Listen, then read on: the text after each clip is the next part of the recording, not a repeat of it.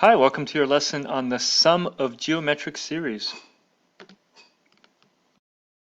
Begin with a little flashback. So let's go all the way back to arithmetic sequences. This is an example of arithmetic sequence. As you can see, between each term, we are adding a common number, 3. That common difference is called a d-value, common difference.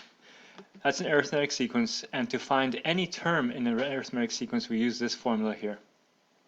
Now we're looking at geometric sequences. Here's an example of a geometric sequence. As you can see, when you go from term to term, you are now multiplying by a common factor, 0.5, 0.5. So we're making it half the size every time. When we have a common multiplier, we call that the R value, and now it is a geometric sequence. And the rule for any term in a geometric sequence looks like this. So you should be familiar with these two rules. From those two rules, we went to what's called a series. So for example, here we have a function or a rule. This is a linear rule, so it's going to produce an arithmetic sequence like this. This is a sequence. We see the commas between terms. When you sum the terms in a sequence, so when you add up all the terms, that is now called a series. And there's something called sigma notation that represents that, but we don't have to worry about that too much in what we're doing. Here's another example. We see an exponential function, therefore it will be geometric. So here's a geometric sequence. When you sum the terms in a geometric sequence, that also becomes what's called a series. And there's the sigma notation for that. So series is just simply a sequence rewritten with a sum of all the terms. So let's talk about the sum of a arithmetic sequence. There was a neat rule you saw that Gauss came up with to find the sum of all the terms from 1 to 100. And by adding successive terms like this and multiplying by the number of pairs, he was able to come up with this formula. This formula is the sum of all terms in an arithmetic sequence. So now we have seen the formula for finding any term in an arithmetic sequence, the formula for finding any term in a geometric sequence, and now the formula for finding the sum of an arithmetic sequence. You've used all these formulas already. Today we're going to focus on geometric series and finding the sum of those. So here are some geometric series or sequences, and we're going to see if we can create the rule for the sum of a geometric series. So this one we can see it's multiplied by 5 every time. This one's multiplied by 2 every time. This one's multiplied by -3 every time. So we know our R values and we know our U1 values. So this table here, oh, something's out of order here. In this table here, we can see U1 values here. So 1, 6, and 2 for those. And we can see the R values times 5, times 2, and times -3. So that's a table for these three sequences. Now, here's another table that shows us if we took the R value and we squared it in -1, and if we took R minus 1, these seem kind of random, but you're going to see a pattern in a moment. So if you did that for this first sequence, R squared, so 5 squared minus 1 is this, or 5 minus 1 is this. These two numbers have a relationship with this number. This column at the end here shows the sum of the first two terms.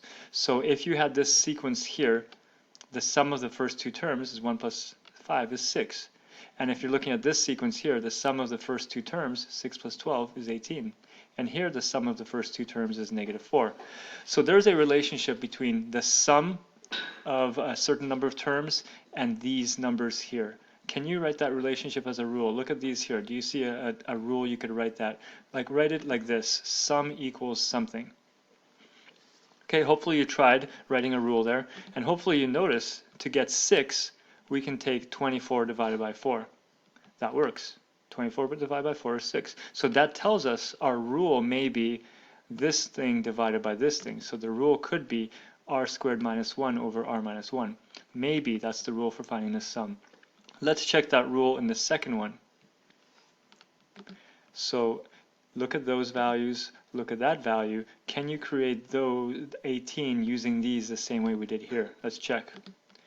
18 equals 3 over 1. Well, this time it doesn't work. Before, 6 equals 24 over 4 worked, but here it doesn't work. Those are not equal. So now I'm going to ask you, okay, maybe this rule is not enough for finding the sum. Maybe the rule needs something else. And I'll give you a hint. The rule needs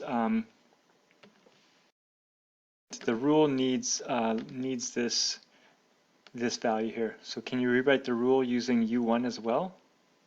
Okay, let's take a look. To get 18, we can put the u1 value here. So 3 over 1 didn't work, but if we introduce u1 up here, it works. 3 times 6 is 18, divided by 1 is 18. So now we have a new rule emerging. It's a little bit more complex than this one. So what is it? Well, the rule is this. We introduced the u1 there, and now hopefully it works, at least for the second one. So let's check it for this third sequence, where we had a u1 value of 2, a common multiplier of -3, and these values here. So check that this rule works. What would you write here to check it? What would you fill this in with? So let's check it out. In this one, we can do u1 is 2, so I put it here. The r squared minus 1 is 8, and the other value, r minus 1 here. And that works out. 8 times 2 is 16, divided by -4 is -4. So it works. So this rule seems to work. Maybe it's a rule for finding any sum. Let's check, because this was only the sums of the first 2 terms here. So let's check our rule. Here's now the sum of the first 5 terms. Same sequences, but if you added up the first 5 terms, which means all of these ones that you see in each one, you'd get this sum here. So let's see if our rule works. Our rule was this. So now if we're looking for sum of 5, we're going to use r to the 5th instead of r squared like we had before. So check this rule for the third one. Let's see if it works. Okay, so in this case, you're putting -244 here times the u1 value, dividing by the r minus 1. And if you calculate that, you'll notice it works. So the rule works. We've created a rule for finding the sum, and it works every time. So here's the rule. Make sure to write this one down. It's our fourth major rule for sequences.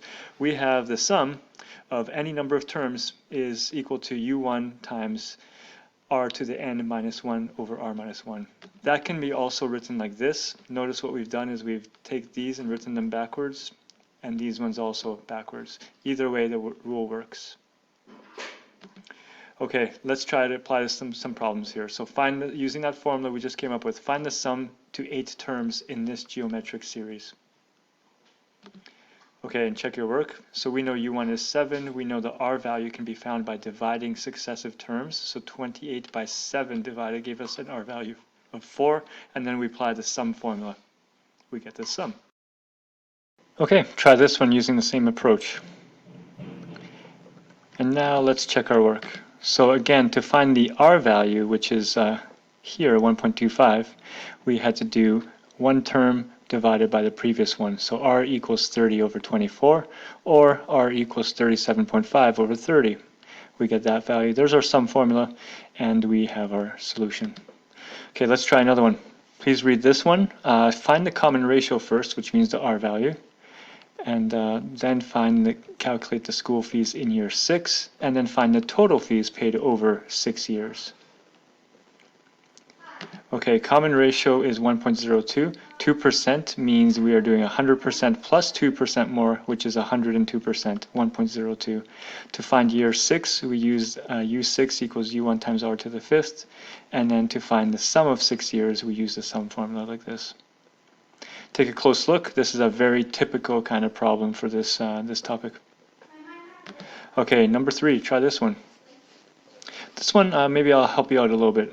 We have a second term 6 and a fourth term 24. It tells us all terms in this sequence are positive. So we're given second and fourth term. That right away, when you're given different terms, tells you you're going to create a system of equations. You're going to create one equation for each term and then see what you can do with that. So let's start setting it up. For u2, we know we were given u2, so u2 equals u1 times r. Using our general formula for geometric sequences, we know u1 times the ratio once will get us to u2. So u2 is 6, the other formula here, u4, we were given u4 also. u4 is u1 times r to the third, because to get from u1 to term number 4, you do 3 multiplications of the ratio to get from here to here. Those are 2 basic rules. Now we plug in the numbers we know. Over here we know u2 is 6. And over here we know u4 is 24. So we have 2 equations. Both of them have the variables u1 and r.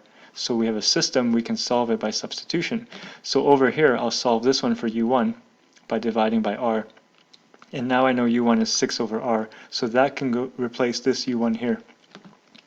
Once that replacement has been made, we have this equation, which now is in one variable, so we can solve for r. r cubed divided by r, because if you combine all this, you end up with r cubed on top, r on the bottom. R cubed divided by r is r squared. So we have 24 equals 6r squared. Divide by 6 to get 4, and take the square root to get 2. Actually, the answers would be plus or minus 2, but we see that all terms have to be positive, so the r value cannot be negative. So we only keep the positive value of r, which is r equals 2. Now that you know that, you can find term 1. So take that r value, put it back in here to find term 1, and also you can find the sum of the first 10 terms. Okay, so term 1 was 3, because if you put 2 in here, 6 divided by 2 is 3. There's term 1, and then using the sum rule, we can find the sum of the first 10 terms. All right, here's another one. Let's keep practicing. So this one's just like the last one.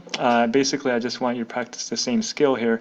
Since that one I showed you the steps, try this one without any support. Let's see how it goes. All right, so check your work now. Here's the answer for finding r equals 3. And then this is a U7, and here's the sum of the first 6.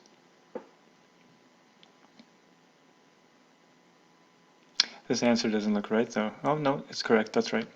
Okay, great. Now another one. We have an applied problem, which is what this course is all about. So let's apply it here. We have Jody paying for joining a sports club, and her payment is $250 annual fee. The following year, her annual fee was $255, and the year after that, 260.10 cents. So now the annual fee is going up. We're looking for if it's a pattern. So it says find the increasing factor for each year. A factor is a multiplier, so that means we're looking for a ratio. This is telling us that this is probably a geometric sequence. So find the r value. How do you do that? Okay, r value is found, as you know, by doing one term divided by the previous. So 255 divided by 250. The r value is 1.02. And now we have b. If the fees continue to increase at the same rate, find the annual fee in the 6th year. So now you're looking for term number 6. What would be term number 6 in this sequence? So you can use your basic geometric sequence formula to find the 6th term. When you find that 6th term, it is this. Once you have the 6th term, you can find the total amount she paid for 6 years. Total amount meaning sum, so now we're using sum formula. And there's her total fees for 6 years. Good problem. Again, take a look closely, make sure you understand the steps. Great job. There's a practice assignment that follows this video. Please try it now. It's always good to get some extra practice and see a variety of problems. See you later.